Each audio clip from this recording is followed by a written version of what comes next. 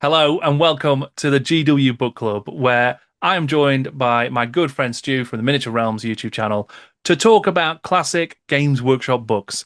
A lot of the time we do fiction, but sometimes we do what we like to call non-fiction, which is the Warhammer Armies books and stuff like that. Today we're covering a real classic from 5th edition, Dogs of War.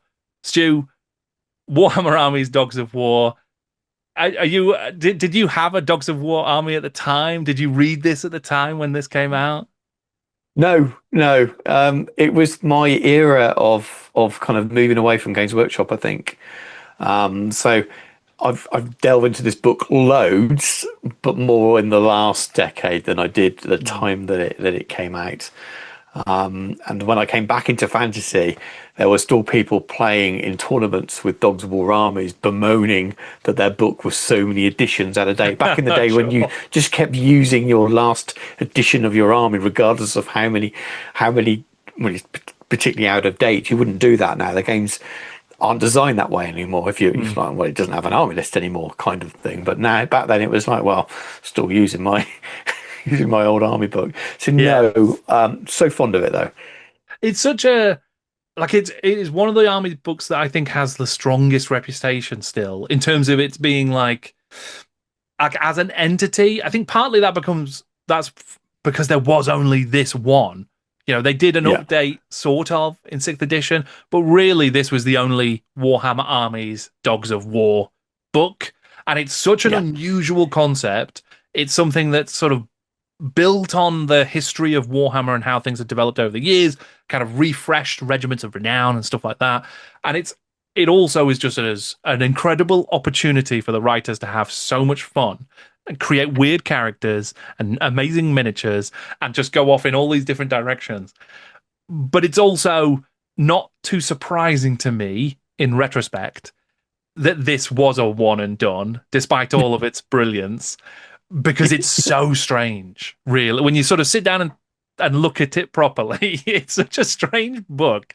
And for anybody who doesn't know, Warhammer Armies Dogs of War, it was a way to reintroduce the regiments of renown, so something that had been in Warhammer since its earliest editions, famous regiments of mercenary captains and legendary units that were off around the world doing sort of cool stuff. It took that idea and then built around it these mercenary armies. So you could have an entire army made up of mercenaries. Every single unit was unique. It was led by a character. It had its own backstory and its own sort of weird special rules. And you could have within that your regiments of renown. And then you could also employ these mercenaries and regiments in other armies as allies if you wanted to. So it's like a really cool idea, a bolt on to every other army that was available, or its own army of like odd characters. So like a very interesting setup, I think. yes. But it's doing It loads really of stuff in this. it is. It's clearly they had fun, lots of fun. I mean, we've very to bring it to the modern day. We've just had a Renegade Crowns army list for Warhammer: The Old World, an Army of Infamy, Mm, which has clearly got some influences, but people wanted it to be a full Dogs of War army list, sure. and whether that comes in the future, I'm not sure. But then you read this again, and every time you read it, every time I read it, I think I can see why they might not go there. There were lots of comments about, the writing used to be so much better, the new law's no good. And then you open this book up and you go, Juan Cornetto, and you're like, did the writing used to be so much better? Yeah. They had a lot of fun doing this, but there's Yeah. so much of it that's almost bordering on the unseriousness level that I love it. As a middle-aged man who has children, puns are incredible. To the extent at dinner time today, I showed my 11-year-old on YouTube adverts for a certain Italian based ice cream just so I could explain that gag to him. And his reaction was, as you'd expect from an 11-year-old, was like, okay, right, Dad. But Yeah. I that mean, aside, it's great, and there's some really good bits in it mm, that are more serious kind of lore. There's loads on Tilia. There's quite a lot of the back end of the book that if Yeah, you want to have a Tilean themed army, there's enough there, but there is quite a lot of gags as well. it is, and I think this is one of the reasons it's still so popular. It is loaded with puns and jokes and references like throughout. There's so many just grabbing all kinds of random stuff. I mean, it's written by Nigel Stillman with Rick Priestley and Thomas Pirinen. So it's an all-star writing team from Warhammer history, and it has absolutely the best elements of their kind of comedic stylings, and you do get your Juan Cornettos, but then there's also stuff that might border on insensitive sort of like the Yes. name of all of the battles are just like it's like the Battle of Ciabatta and Yeah. I don't think there's Yeah. there's like It's ravioli and all these it sorts of really should come with an apology to Italians. It really because it's yes. bad. Yeah, It's it's bad. definitely bordering on some stereotypes at times. But there's because also it as like you say, you get the history of Tylea. For many people, this is like a Tilean armies book, which you can absolutely Yeah. see. It is the most detail I think we ever have in Warhammer history around what is essentially Warhammer's Italy and Yeah. Sicily as well in Sartosa, Yes. the pirate kingdom.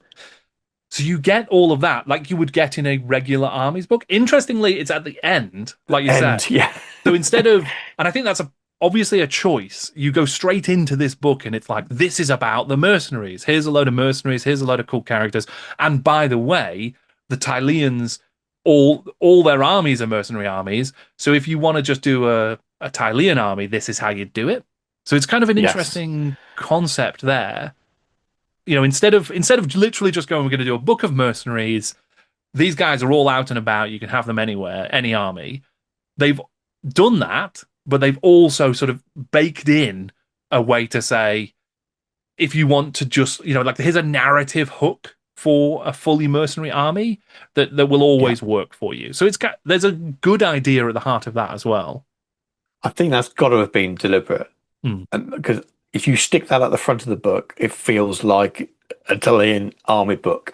But instead, they went with nearly 20 pages of color images. Sure. You kind Yeah. of keep go. Oh, more army shots, more army shots, more army shots.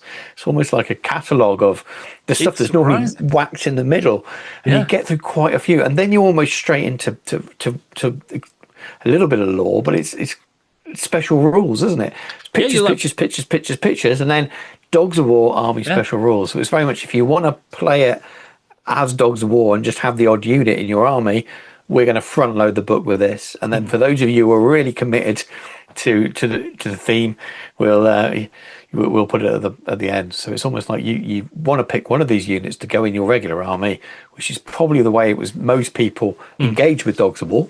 Yeah, I think so. Judging by the numbers of Dogs of War armies out there, people were picking a particular unit because they like the look of it, Yeah. because it fitted a hole for their tactical needs for their army. And it just feels like the book's set up for that. And then you're still here. You're still here. You're a real fan of these. Right, let me give you some lore and Yeah. a lot of gags. Loads of gags. Yeah, and the lore for Tylea, it is very much a grab bag of Italian history. There's quite nice ideas around, like, okay, how do if this is Italy during the Enlightenment, how do we sort of and how do we show that it's got ancient history as well? The ruins and the deep, rich history of the Roman Empire and all that sort of stuff that is informing other things. So elves had settled Tylea Yeah. before humans were there, so that all the ruins and the learning and the sort of lessons come from them, and then that sort of flows into Tylean society as well, and you kind of get the best of both worlds. So there's quite interesting And you get a ideas like general that that. likes to wear Romanesque kind of Yeah, uniform as well. exactly. It allows you to do these kinds of things. But yeah, there's some real There's the tonal subtle shifts. history and there's the in your face. We want a Roman character model. So there you go. Basically, yeah. Yeah, and you also get your Leonardo Miragliano, who's Leonardo da Yeah. Vinci, and there is your Marco Colombo, who is Marco Polo and stuff like that, and they've got their own Warhammer versions of their histories, and they've integrated them interestingly into wider Warhammer lore. Mm. So, like Marco Colombo was one of the earliest people who, quote unquote, discovered Lustria. So from the old Yeah. world, and then I thought that was quite funny in that it says he thought he discovered Lustria, and I thought, oh, they're gonna be quite. There's quite a progressive element here where it's like no one discovered it because the lizard men were already there. You can't discover somewhere that where people already are. But actually, it said the Norse discovered it. Actually, Yes. like So, so, so digging so into real history again. yeah. Um, Yeah. But yeah, so you get that, and you also get like Leonardo de Miragliano invented the Imperial steam tank and helped set up the Imperial School of Engineers in the Empire. Like cool things like that that sort of give a grounding of like Tilean history through things we already know about the rest of the Warhammer world. That's quite cool.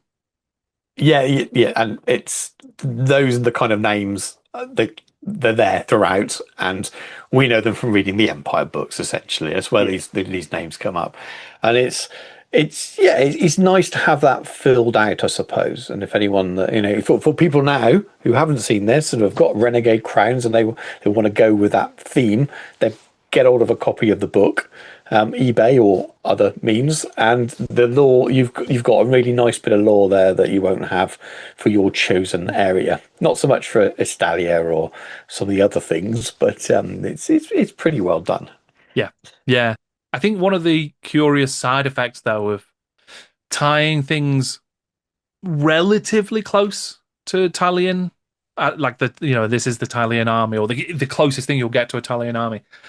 Yes, there's lots of mercenaries, and it also stresses both in the history of Tylea, but also in the army list that there's lots of different types of mercenaries who come from every corner of the Warhammer world, from every faction, from every race.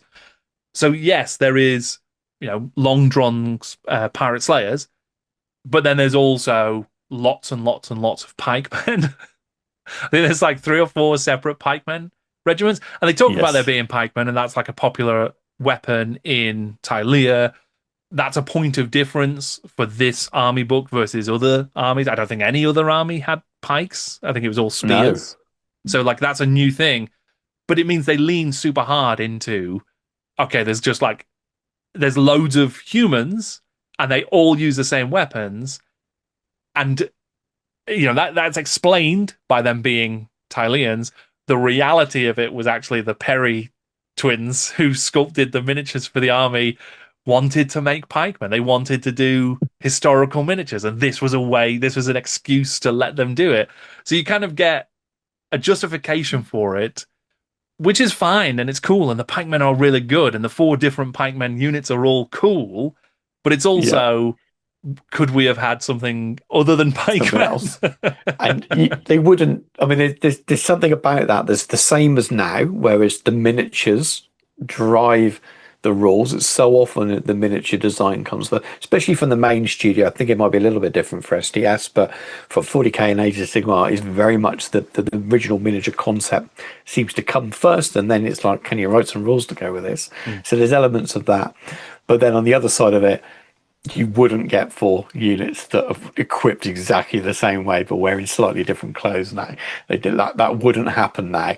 Uh, but yeah, the pike rolls look pretty good as well. I mean, Yeah, I mean, I suppose they'd be they quite popular. benefit because you're supposed to use like multiple units of them, right? They support one another, Yeah, I think. yeah, So like you wouldn't want there to just be one or just two because then you're going to be limited in your options. So I can sort of see why they were because you can only have one of each of these regiments because they're all famous, like famous specific regiments. characters. So you couldn't have two of the same. So I can kind of forgive it, and sort of they've built it into the rules in a way that makes sense. They've built it into the law. I guess as cool as this book is, and as cool as so many of the units in here are, one of the things that for Dogs of War that's always been a sort of a little glimmer of it would have been lovely to see for me personally. It's a very personal thing. This was just like I love armies of all different like factions and races. So one of the reasons I love the Tau in 40K is that in theory you can have an army that's got a load of Tau in it, but it's also got Vespids and Kroot and Yeah, Quavessa and whatever else. I'm a big fan of that kind of like it's almost like the Dominion in Star Trek, where they just bring together loads of different factions and they are all there fighting alongside each other. It's a cool idea to me. I think it's really awesome. And Dogs of War feels like an opportunity to do that. And you can, to an extent, you can have your ogres and your halflings eventually, and dwarves and humans, Dwarves and one elf on a and dragon. an elf. Yeah. It's not until later when they sort of expand things a little bit, you have more options. The fact that of the 15 units in this book, I think, 10 or 11 are humans. It Yeah. feels a little bit like, oh, that's a little bit of a shame.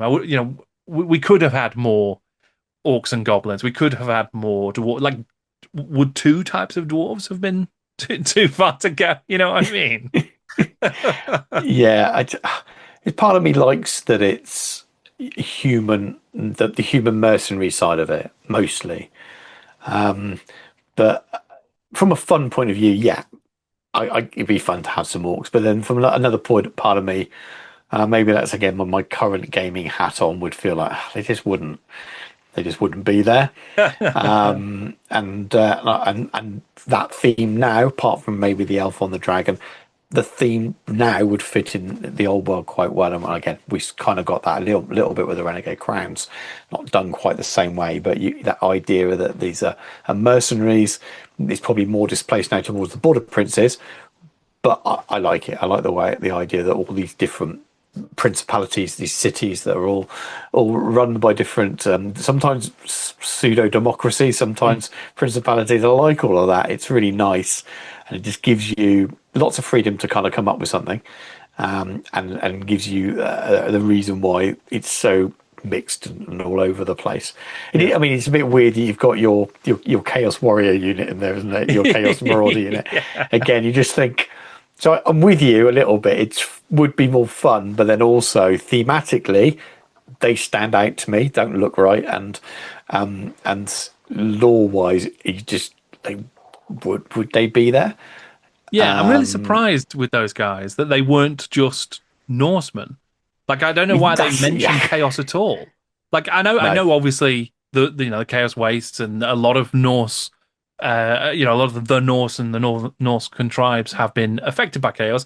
But even in this era of Warhammer history, like Skeggy, as Yeah. mentioned, the where the Norse discovered Lustria, that's still a Norsican settlement with like non-chaos Norse. Yes. So you easily could have just been, yeah, this is a group of like random Norse warriors who have left because they don't believe in chaos. They don't want to be part of chaos. They're fighting their way across the old world and having a great time. One of them's a bear guy. But that's cool. It's so cool. So yeah, I was very That surprised that would there fit was better, probably. Yeah. chaos. But then also, I suppose that's easy for me to say when I'm not like, okay, but this book is supposed to cater to every existing faction as well. That's Maybe it, probably. your Yeah. chaos guys want some chaos flavor in there too. So yeah, maybe it was that. I've got my Yeah, Chaos Marauder army, and I'm going to get a mercenary unit yeah, of I need to chaos Chaos marauders. Marauders. I'm being super entitled. I know this, where I'm like, oh, it'd be cool if there was like more elves, or that you could have done a sea elf unit or whatever. As they Elves, are, yes. I think elves would have been good. yeah. I think they would have fitted much better. Yeah, sea elves would have been perfect, Mm.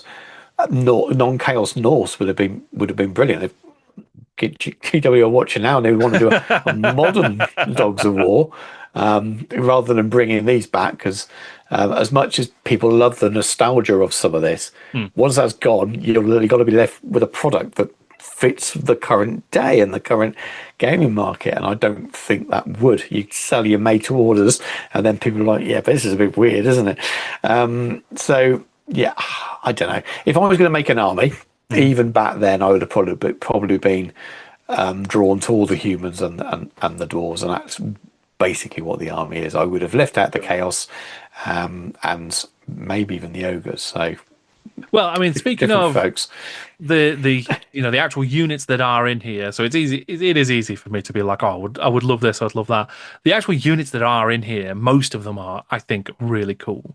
So there's Mm. some very, very fun, creative, like oddities in this army list. I mean, the birdmen of Catraza, which are like literally guys in there with their sort of, their fake bird costumes that allow them to Yeah, fly. that's just really cool. It's very, very silly. It's very of this Warhammer era, but I love it. I think it's great. Yeah. I've never actually, I don't think I ever saw them fielded in a game. I remember like they've always been very popular as a unit, but I don't know that I have ever actually faced them No, I in a definitely battle. haven't. I But definitely haven't. they're quite iconic. I think they are very fun because they're so unique to this Yeah, era. and I think that's what it is. I think it's the uniqueness. Yeah.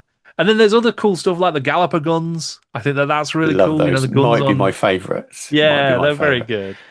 But it's very normal. You could have that in a Bretonian or Empire army at the time, and it wouldn't have been questioned, would it really? Sure. Yeah. So maybe I'm being a bit boring and vanilla, but I just like the miniatures, I think. Yeah. I mean, my favorite in terms of the miniatures, because there's loads of gorgeous miniatures to go with these. I mean, I think the besiegers, so the actual like the what do you call it?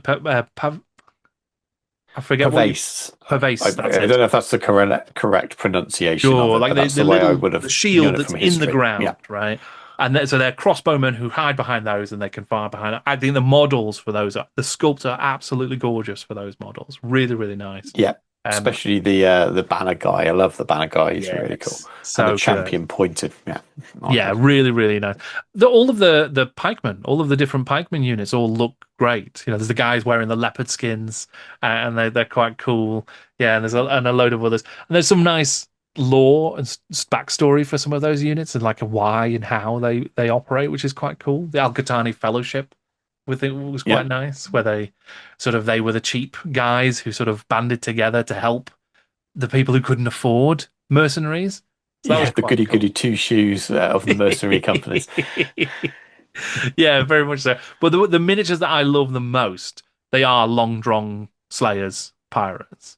It's very Um, hard as a dwarf fan to move past those oh myself. man, yeah, just really, really like literally pirate, like slayer pirates.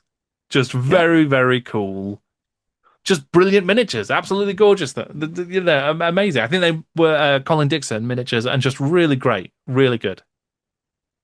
Yeah. I think pirates generally are popular, aren't they?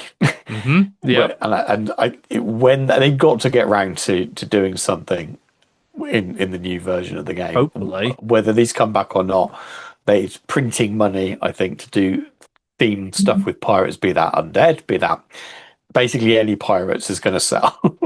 Yeah. People love a pirate. Yeah, and they're just a fun.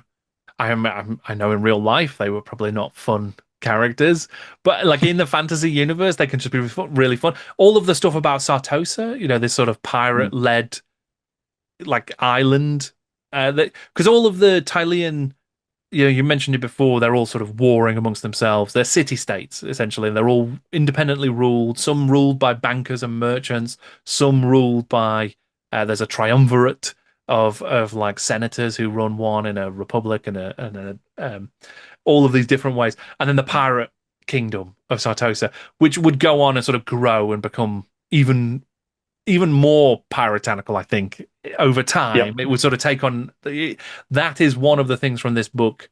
Not that it was didn't originate in this book, but it's something that was expanded in this book that was expanded even further in later lore, I think, whilst the rest of Tylia kind of faded into the background a bit. Drifted away. Yeah, yeah. And Yeah. is it mentioned again? Really? I mean, it turns up here and there. It's the kind of thing that's in the same way as Cathay and other places like Araby. It is in those what else is happening around the world, in your seventh Yeah. edition You or get a eighth edition paragraph core book. in a Yeah. book, but Yeah. I suppose is this the only one of those that appeared prior to this as a paragraph somewhere that actually got its own Good chapters, question. really? Because I Yeah. don't think anything else ever has. I don't know. I mean, I think in the way Maybe in that War Master, because there wasn't there an Arabai army in there War was. Master, so Yeah. I'm guessing that they got a few more than a few lines in when they were released. So maybe there, but at least in Warhammer Fantasy books, I'm not Mm. sure. I'm not I sure there suppose is. like because a lot of the other factions kind of ebbed and flowed in their presence in the if you think about like Chaos Dwarves, for instance, they sometimes had armies books and then most of the time didn't. and they Yeah. would, because there was just like some stuff didn't sell as well, or just wasn't as popular, or they just did, even if they were popular, they didn't get round to it because they didn't. This was an era where not every faction had a new armies book every edition. It wasn't as slick a machine as it is now. As you said at the top of the conversation, you could have factions that didn't have army books for like 3+ editions. This Yeah. is the only published like physical, like proper armies book for Dogs of War. They had a 6th edition update, but it kind of was like, hey, get you by. Here's some like updated rules to go with this edition, and then never again. It's like the Bretonians. They never got an armies book again after their last one. So it definitely was an era where things would just disappear and fade into the background. And if you wanted to play them, you had to use like outdated rules and sort of do it in that way.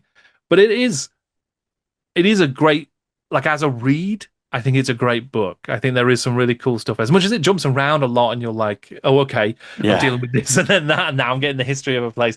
And, like, it doesn't read in the same way as the other armies books of this era, because they are much more, although they're not a narrative, they're much more like I don't want to say a textbook, but they kind of have a more organic structure where you're Well, learning about a they place. tend to be linear, don't they? Yeah, that linear is There's a probably the right word. time. So I mean, there's a timeline in this, but it's kind of shoved right towards the end. Yeah. And all of the Rick books in 4th edition very much are. This is your. We've talked about it before in previous videos, but this is your definitive introduction to the faction for the game. Even now, I would say. And if you don't know anything about that faction, these are the easiest to read, and they take you from almost the birth of the world up to the present day, giving you the key points of history. This isn't that. No. This is. I realised when I read this cover to cover for this video that I don't think I've ever done that with this book. Because I've always just delved into, I need some inspiration for this, or I need to read this for this video. I've made videos on certain units or something or other, used it as an examples. I'm just delving into the relevant parts, and it works really well for that. But yeah, when you read it as a book, it is a little bit. What's the focus? What is this book trying to do? What's it trying to say? And I don't think there is a underlying narrative for it other than, hey, look at these units and all this fun, and just it is just fun, and it is a real conglomeration of different units that you may or may not want to use in your armies. And if you're really mad and really crazy, you can build a whole army from it. But Yeah. Yeah, I think that's exactly right. And I think that's part of why it's still so fondly remembered, is because its high points are super high. And basically, as a book, as an army, it's just a string of high points, like yeah, jammed in together. In terms of, like, I can't imagine anybody really falling in love with the Tilean Dogs of War army, and that's their army, and they're always going to play it. Yes, there are amazing miniatures, and yes, there are amazing regiments and like stories here, but it's not in the same way as any of the other factions where it is like, learn about the place this faction comes from, and then its history and its timeline and the context in which this is all happening, and then create your own heroes from within it and your own armies. This is very much a different thing.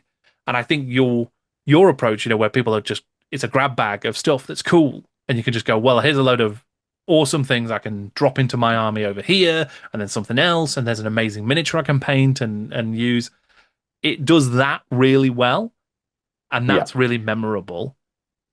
But it's probably like that, to go back to what I was saying, it doesn't surprise me too much that there weren't a load of, I mean, maybe there were some, but there wasn't like a huge number of die-hard Dogs of War fans buying all of the stuff off the shelves to such a degree that it became a standard army in every subsequent edition. yeah, It's, yeah. it's kind of not even built that way as a product range, because you can only have one of each unit, and One they of are each. sort of limited in many ways. So yeah, what do you do when you bought it all? You can't. Yeah, yeah, You exactly. can only make those units bigger, I Yeah, suppose. And it's definitely not designed that way. It would have been something very different. I suppose. Yes, there will be fans of this, and there well, were yeah, fans that and had their I'm a armies, fan of it. and it's niche for that, Yeah. and that they are niche fans. It's something a little bit different. People that Mm. like the different thing. But if you compare it to all the other armies have a very distinct identity, and people fall in love with that visual, that aesthetic, that identity, and that's why they love it, and that becomes their thing.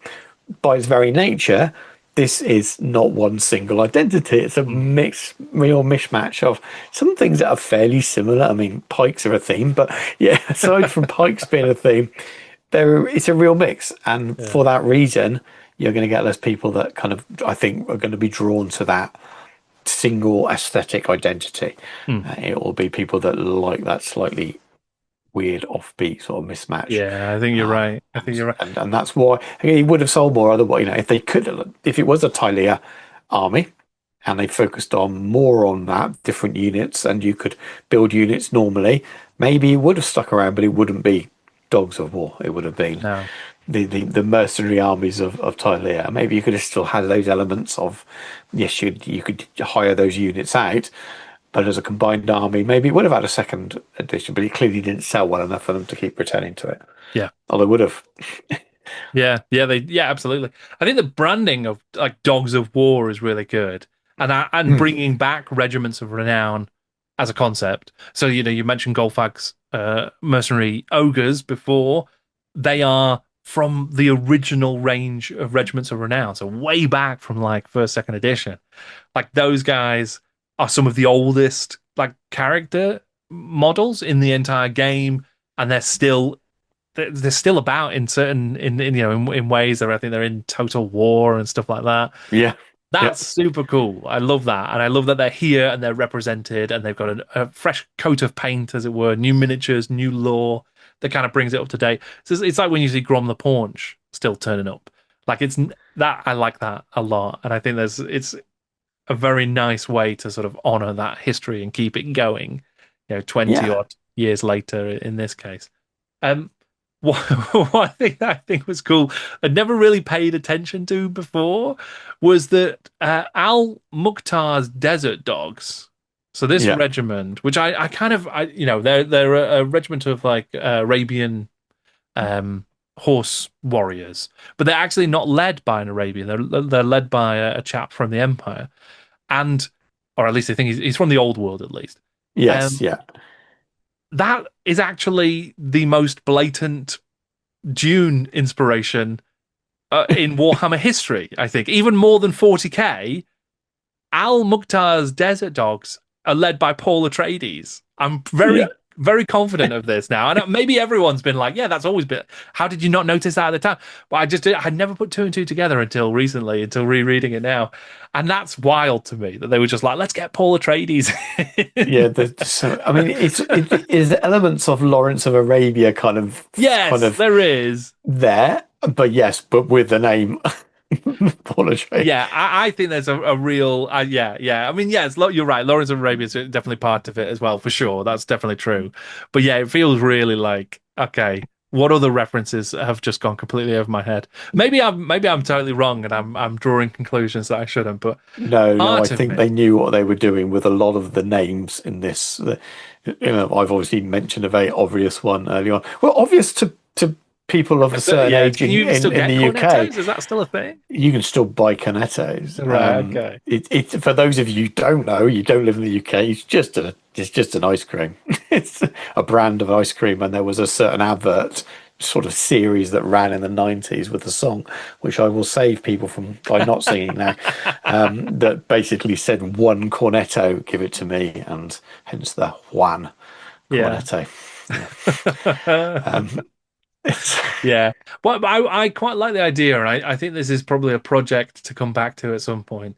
But it's kind of doing like a annotated Dogs of War book and going mm, through all of the historical. Because there's so loads of like genuine historical references in here, as well yeah, as loads of goofy pop culture references like One Cornetto and stuff like that, and loads of references to other media and other like influential science fiction and fantasy text. I think that's probably quite an interesting project. Probably yes. a big project. So I'm not going to promise I will do it, but it's definitely the kind of thing that is appealing to me to Well, I sort think of one for the comments for people as well, because yeah. start listing all of the puns and the references. because some of them will be historical. Because I bet there's loads there was loads that I read that I thought of and I didn't write down when I was reading this. Sure. Maybe it's just because I got obsessed by ice cream jokes, but there's lots more in there that I chuckled at when I was reading Yeah. through. So that's something for people watching the video just to stick in the comments. Yeah, I'd Anything love you to see spotted that. because there's some funny ones. Yeah, I agree. I'd love to see that, and because I think not just the unit names, but like the place names and the Yeah, historical details as well. Like, there's a lot of specifics, I think, in there around, like Vespero's Vendetta and the marksman of Miragliano and things like that, where I think they are drawing on specific historical things or other bits of fiction. I mean, I think the marksman of Miragliano actually is really nice because they are, I think, a direct tie to the earlier Empire crossbowmen. So from like the early yeah, 90s, when there was a range of, and again, I think there were Perry twin sculpts of Tilean crossbowmen for your Empire army. So yeah. they've sort of brought that through and gone, okay, Some of there's them have just come back on a made to order, and depending on when right. this video goes out, yeah. Sure, yeah, So and it's that's that kind of like historical reference within Warhammer itself, like Goldfag as well. I think all of that's really cool, and yeah, I think I really enjoyed this book. I think it's a very, very fun book, and I'm not surprised it remains very popular. I don't think I personally have ever been sort of compelled to create a Dogs of War army. It's never quite got me in that way. As much as I love it, and I do, mhm. I don't. It's not like, okay, I need to go out and make this army now in the way that I sometimes feel when I read other classic armies books. Yes, yeah. I think I'm with you. I think I'm going back to what I was saying about I prefer the almost more lore realistic side of things than having the orcs and things. I'm more likely to do the modern day Renegade Crowns version because I'd be inspired by the idea of all these different mercenary captains, but would probably want to come up with my own and kit bash the plastic kits to do it. So you steal some of those themes and ideas, Hmm. but without necessarily picking the what is a very kind of its time edition way of look at these brash, colourful miniatures Hmm. and punny names and all the rest of it. But I love the theme of it, of all this kind of a bit of a mercenary army. That's great. I can definitely get on board with that. That inspires because you've got so much freedom to build your own narratives there, haven't you? With Yeah, armies and stuff. yeah, and it's conceptually great. Like, let's do a Hmm. like a mercenary army, loads of different regiments that are really characterful.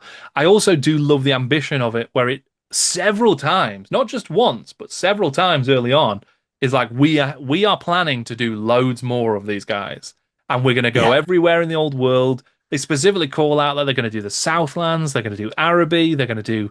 I think they mentioned Albion, I think, as well. So they had ambitions to explore lots of different corners of the old world through the Dogs of War sort of structure. And they sort of did that a bit. There's plenty more Dogs of War units that did come out following this, which is great, through White Dwarf and stuff. Again, because they're not in a core book, because they're not a core army, they kind of come and go quite easily yeah. with those units.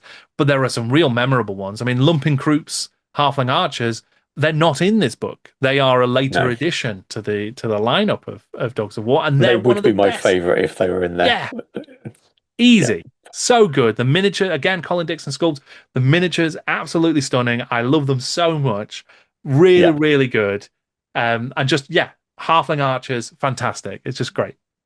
Yeah, they're the only thing I own actually. I haven't got anything from this book, but I've got my the halflings are sitting up there behind me. But Games Workshop in this era definitely did what we both do on our channels. Actually, is promise things in the future that don't always come to pass, and they definitely laid it on thick at the beginning of this. So it's like, get in touch and let us know if you want to see this. Yeah, exactly that. Yeah, I mean, to be fair, by Dark Shadows, we did end up getting some Albion units. You get some Albion Hmm, giants and the like the magic true. users and stuff. And there are plenty of other units that did come out over the years.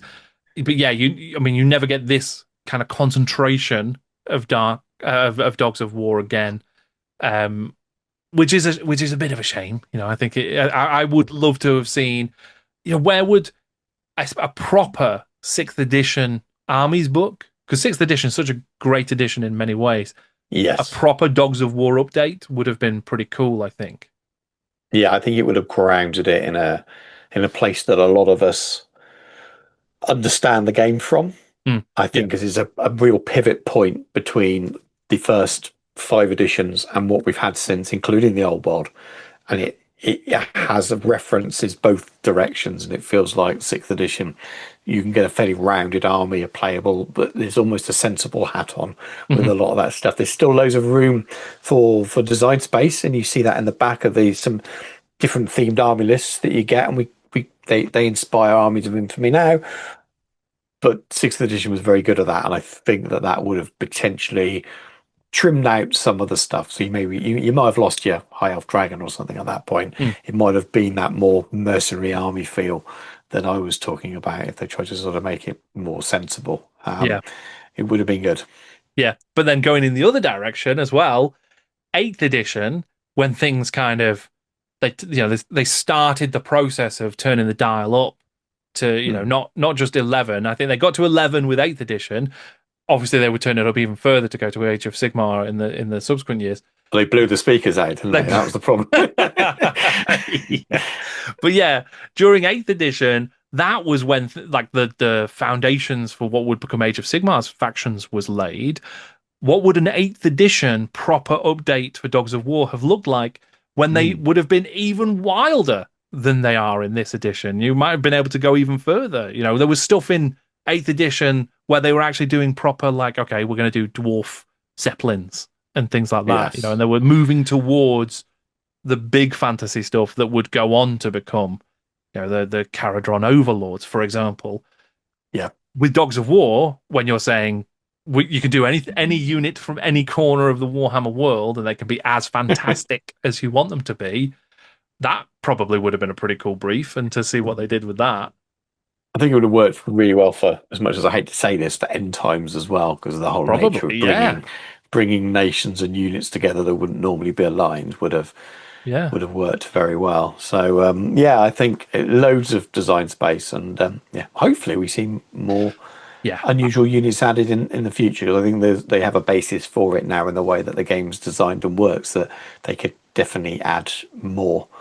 And I think it works quite nicely that way, where you have mercenary units that have a keyword that get mm, added, and they kind of did that with the White Dwarf releases of them. They don't do basically, that yeah, now, but with Arcane Journals, you could have a unit, and we've seen that already. The mercenary units came first, and then we've had the Renegade Crowns. But certain future books, I think we might start to see a few more of those, and maybe even the odd one of those returns as a with a slightly different profile. If there's a metal cast, if the molds still exist, we might mm, see the odd one or two.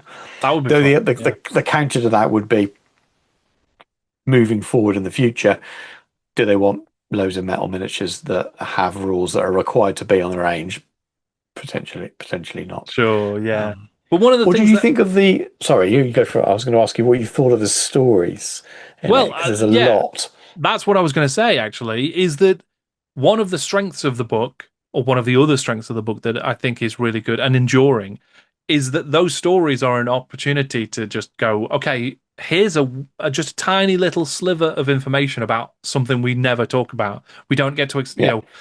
so you get like Vespero's vendetta and like some very specific information about vendettas in Tylea, or you get the Al Mukhtar's desert dogs, and you get some more information about Araby and like a little Yeah. just a little bit of information.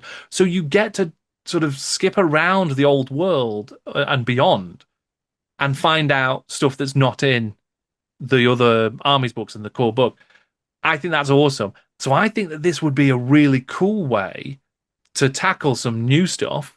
Where if Mm. you want to go, okay, well, Cathay, we've seen the sort of core Cathayan army now in the old world. What about a different angle by giving us some Cathayan dogs of war who have made Hmm. their way separately to the old world and have maybe a different perspective on what it's like to live in Cathay and to be in the Cathayan army? there's a really cool way to explore some lore in a new and different way. It's still unreliable because it's a very specific perspective, but it allows you to do that and contrast it to the sort of official line. So Yeah. I think that's a cool technique, and I think here all of these stories are sort of presented from the perspectives of the mercenaries as the heroes. So you kind of, even though they're doing bad stuff, most of them, they're still like, they're kind of, what's the right sort of term? I suppose they kind of have that feel of like the Princess Bride. So Hmm. the Dread Pirate Roberts, where they're all Yes. sort of doing bad. They are pirates, they're bad guys, but they're kind of like swashbuckling hero pirate guys. So Yeah. I quite That's like a that. good description of them, I think. But it's just so much fun. The story, some of them are, 150 words, maybe. There's not much, but they're just having there's the ogres eating, and it's a story about eating your greens, which mean finish your orc head before you can have gnaw on a leg because eating your greens, and it's just absolute silliness. But it feels like there's more sort of short little stories all over the place, and less of the Yeah. longer ones. If anyway, the longer ones aren't as good. I don't think. Yeah, because you kind of get like so for example, there's a relatively long story about an imperial captain who's sent to just recruit some Tilean Yeah. mercenaries, and it's kind of quite straightforward. He sort of goes and gets ambushed. It's quite funny because he gets ambushed a lot of times. Like every corner he goes around, he gets ambushed, but he takes all the ambushers out every single time. Was quite funny, and he actually ends up hiring Golgfag's mercenary ogres and solving a problem for the Tilean Lord. What I did like about that and some of the other stories is that it kind of integrates the background of specific units and specific characters in Yeah. a sort of narrative, broadly Hmm. speaking. So you kind of you don't just get their own lore for Golfag and his mercenary ogres. You also get to see a bit of a story where they're getting involved with stuff and doing different things at different times in their career, which I quite like. Yes, yeah, I think it works. I think that's probably why there's so many of the little short stories because we've got 15 regiments Yeah.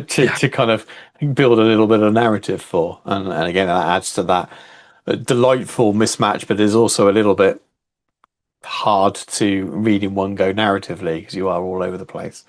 Yeah, I was just trying to see if oh yes, it was the very cheesy pun of so there's kind of like a Machiavelli's sort of the prince kind of hit the art of statecraft, but it is written by Gossiper Lotta, which it's just a very cheap and cheerful pun. But what I what I thought was especially funny about the art of statecraft by Gossiper Lotta is that I could not help but read it in the voice of Donald Trump because the way it's written, because it's actually written to be a relatively rough like Italian accent is what they're going for in sort of how they've written it. But she's also kind of written in this sort of like I don't know if it's like a nonna kind of character, like an Italian American nonna sort of character, Yeah, like a bit of a mob kind of yeah, voice yeah, to it of explaining that like I've done all of these amazing things so you should listen to me because I'm the best at doing this and my advice is the best. And when you sort of read it as if Donald Trump has tweeted it, it's yeah. quite funny in that way as well. So that's my tip. Well, that's the end of Jordan's Sorcery channel. You're going to be sued for $1 billion now. Uh, But yeah, so there's funny and silly, like it is very silly and borderline, you know, regrettable, yes, stuff. But it's kind of the intention is for it to just be fun, and yes. it's I don't think it's trying to do anything other than just be silly. It's very No, and nothing playground. goes too far. Not It, really, no. it's not. There are. there are. I don't think anyone would read it and go, "Whoa!" You get all uppity about it. I think there No. are things that a bit more era specific when it comes to a little bit sexist jokes. Some of it, the treatment of women is sometimes a little bit objection. It's a little bit of that sometimes, but it almost kind of pushes the boundary and then steps back in most places. And Yeah. or there's a joke and it ends and you move on. It doesn't feel like you're not left thinking, "Whoa, okay." And again, it's when was it written? This one was Think it was it 90 98. 98. So Yeah. it's a long time ago. Yeah, I mean a fair It's a while. long time ago. And yes, it is, it is of its time, both in terms of its lore, in terms of its writing style, in terms of its comedy and the Warhammer world and how that worked in terms of like it's the humor that was in it. Yes. Silly names and references to contemporary products and pop culture. That was just part of how it was done. Yeah. That wasn't a problem. And yeah, sort of fair enough. I think even thinking about it, I forgot when I mentioned the Princess Bride, Vespero's Vendetta. They even have like "Prepare to Die" is Yes. their motto. Because they are based on Montoya from The Princess Bride in their sort of characterization. So there's all of this kind of stuff, and it works well as a fun. We're going to have some fun with our toy soldiers on the tabletop, and just have a silly old time. It's great. Absolutely. Something else you normally ask, actually. Artwork. Yes, Your yes, good reminder, right? So favorite artwork from across the book.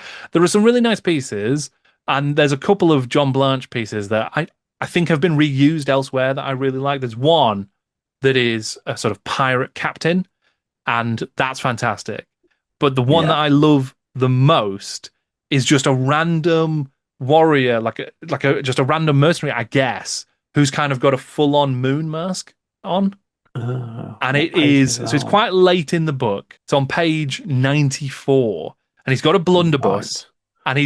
and he's clearly like, I mean, maybe he's a chaos warrior, maybe he's a marauder, and he's just got this moon face, this sort of like Oh half yes, moon yeah. face mask. It's It's almost it's fantastic. almost Necromunda-esque, isn't Very it? Necromunda, yeah, very. It would Yeah. not look out of place in Necromunda, but it also doesn't look out of place in Warhammer Fantasy to me.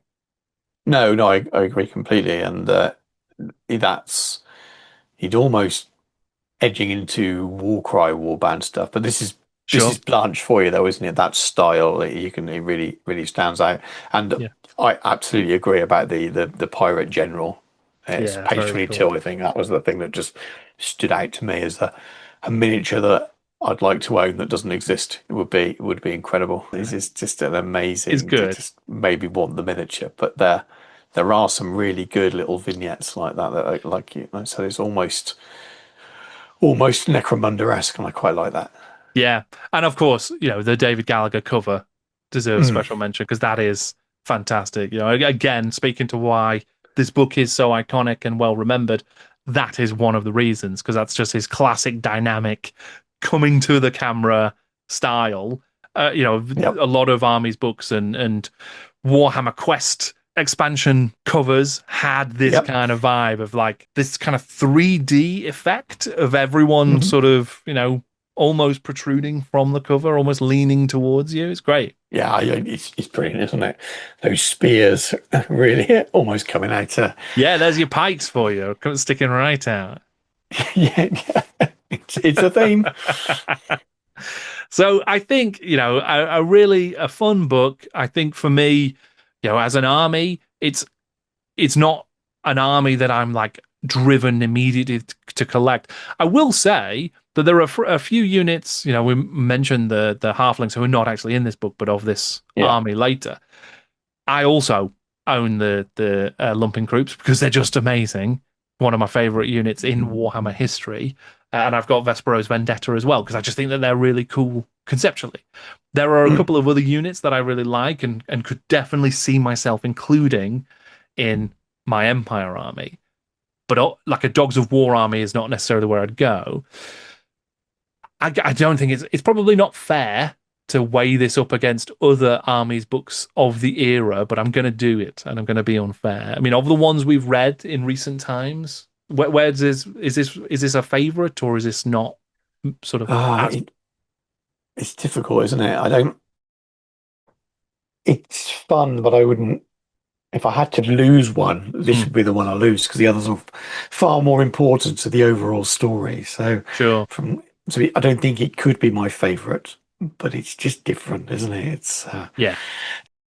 It's the wacky uncle of the of the collection of books. Yeah. Yeah, I think that's fair. I think that's fair, but it is definitely a thumbs up for me. Are you a thumbs up as well, Stu, on this book? Oh, definitely on this. Yeah. Yeah, loads of fun. Yeah, it is great, and it still holds up in terms of like it's a good read. It's a fun read, And if you're out there playing your fifth edition and getting plans together for a fifth edition campaign, I would recommend giving it another look because it's great. So, Stu, as ever, it has been great to get together and chat about classic Warhammer fiction. We're going to be trying something new in the new year, and we'll talk about that when the time comes. There's still going to be a GW book club, but it's going to change form a little bit. So there'll be some classic Warhammer and Games Workshop fiction that we'll be talking about, and I'll be talking about a lot more on the channel, on my Patreon. We're going to do something a little bit experimental, I suppose, in a way, with our sort of a collaborative GW book club season that we'll be doing next year. So we'll talk about that when the time is right. Until then, Stu, where can folks find you? Miniature Elms. Come and check out my YouTube channel. And I've got a video on the Renegade Crowns where there's a few references to Dogs of War. So if you're Ah, interested in the modern day version, go and watch that. fantastic. Yeah, and I'll put all of those links in the description down below. You can find me online at Jordan Sorcery pretty much everywhere. We've both got Patreons, we've both got Discord channels, we've both got all that good stuff. I should also mention as well that we are going to be doing a festive Christmas special of the book club, which goes outside. We're going to draw outside the lines a little bit. We've discovered a couple of short stories from some of the GW book authors, and we're going to follow them. One is from our absolute favorite author, Kim Newman from our GW book experience, and the other one is from David Ferring, and it's an actual official Conrad short story. So it is set in the Warhammer world. It continues the adventures of Conrad, the warrior who has a trilogy of stories, but it's not published by Games Workshop. It is a wild and wonderful thing. And we will be getting into that next time that we're together. So until then, folks, thank you very much for joining us. I'm Jordan, and this is Jordan Sorcery.